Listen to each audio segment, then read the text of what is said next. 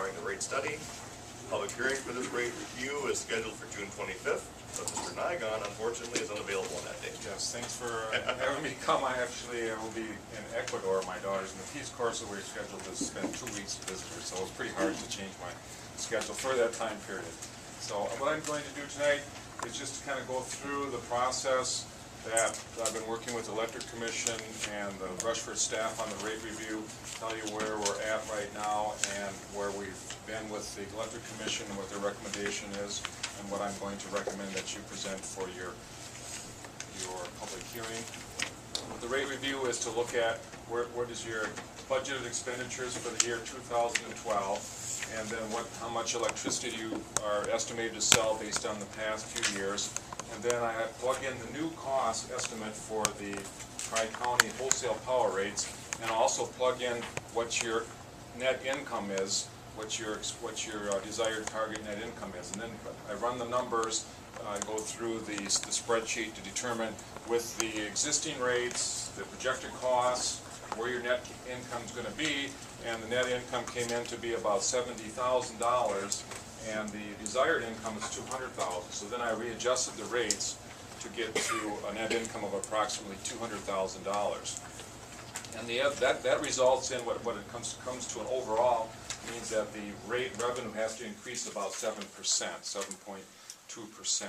So the other issue is that the wholesale rates, the power from Tri-County, which they purchase from Dairyland Power, is changing so that there's a higher summer rate than there is the other months of the year. The summer rates is June, July, and August. So what I'm doing is I'm also encouraging anybody who is purchasing power from Tri-County, all the municipals, to have a higher summer rate than non-summer rate. And the reason for that is to reflect the cost, the actual cost of the electricity in the rate, so that people, when they are using more power during the summer, they understand it does cost more, and they may encourage them to conserve, because your rates are actually based on what you use during some of the hottest periods during the month, and that will set your rate for the next 12 months. So if for some reason that people can maybe delay running their air conditioner as much as possible, maybe conserve, wait till after 7 p.m. for some of their other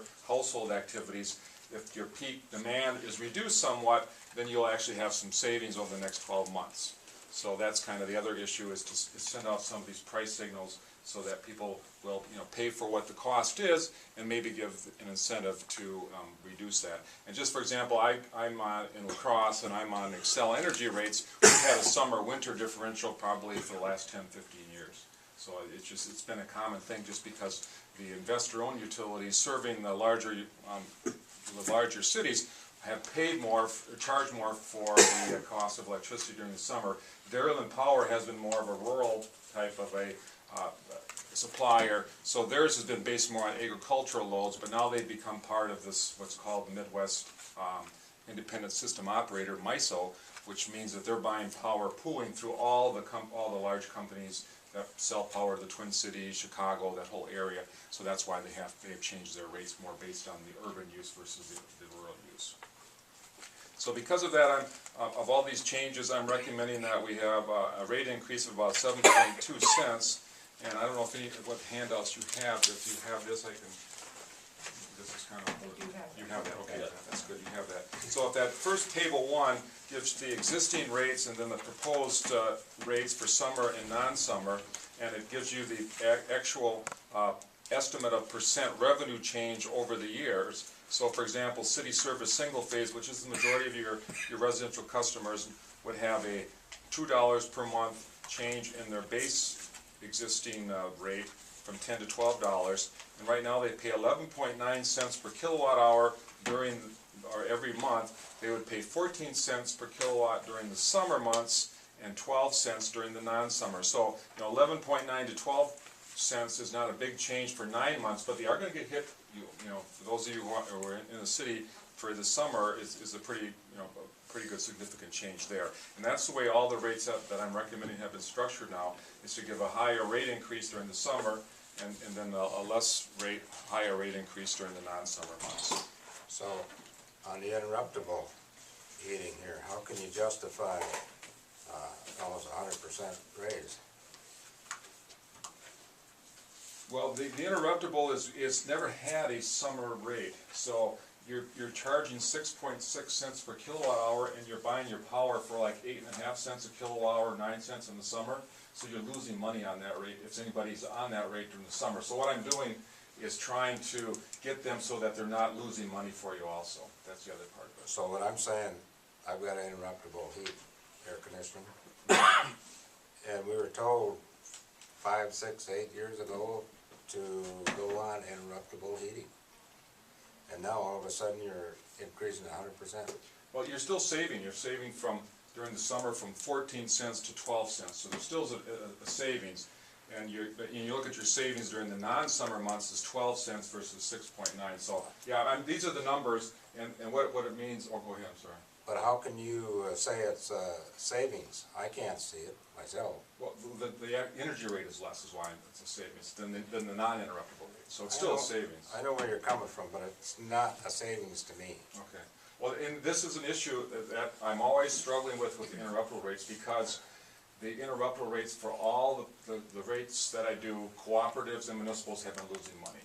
And the reason why they were set up years ago, when the price of electricity wasn't that difference in the summer versus winter. So I'm also letting the, whether it's the councils or the board members that I work with, if this is an issue with, let's say, customer dissatisfaction, you may not want to change this high. So I'm giving you the recommendation based on crunching the numbers, but if you think this is going to cause too much in dissatisfied customers, then you let me know, and I can change it, adjust them down. Well, there's a number in town here that's got interruptible service. Okay, and that's where I'm giving you this information, and if you have some issues with some of these, whether they be dissatisfied customers or it could be competitive reasons, you let me know and I can change these. But the only issue is, if I change this, reduce it, someone else has to be increased if you want 200,000 in net income. So it's a shuffle game. So I can do anything you want here. I'm giving you the numbers based on getting 200,000, but if you want these to go down, then either your net income goes down or someone else goes up. So that's how this whole thing works. There's no magic way to get more money out of this by changing these rates. So that's a good point. I've heard this from a lot of the different boards, because interruptible have been getting higher increase than others, but they are losing money for the utilities. But we also suffer in the wintertime. Interruptible service shuts down and we gotta go over to gas. Right. Same way the summertime. Now, today I think it shut down on a hot day, so then we don't have another source of air conditioning. Right, there are some disadvantages. That's true. And so the question is, are these savings that we have here worth it? And you may find out that it's not, so you may end up having people leave the rate, but also what some councils and boards are saying, people have invested, like yourself, money into maybe doing this, and it's not fair to increase the rates as high. But again, that's kind of as a council, you have to decide if you want to change that, and then I have to adjust the ways. And I've done that. The other boards, I have actually gone back, and interruptible rate stays lower, but then either someone else gets a higher rate increase, or they decide not to get as much income. So it's a balancing act. For example, and then that's table 1, which shows you your different rates. Table 2 then shows you the difference in costs for the existing average customer. And these are averages because everybody uses different amounts of electricity. So all I did is took the total usage per period divided by the number of customers. So some will have a higher impact, some will have a lower, depends upon their usage. But for example, the city service, the single-phase user, their summer will go from $84 to $99 per month. And then, that's a pretty steep increase for some people, and then also, but the non-summer 9 months, it's only going to increase $3 per month. So what we've done is basically shifted a lot of the increase to the summer months. So you can just go down there and see all the different impacts that it's going to have on the average use. And I explained why we are recommending the higher summer energy rate. So that's kind of the rates that I'm recommending and the impact it is for all the different customers.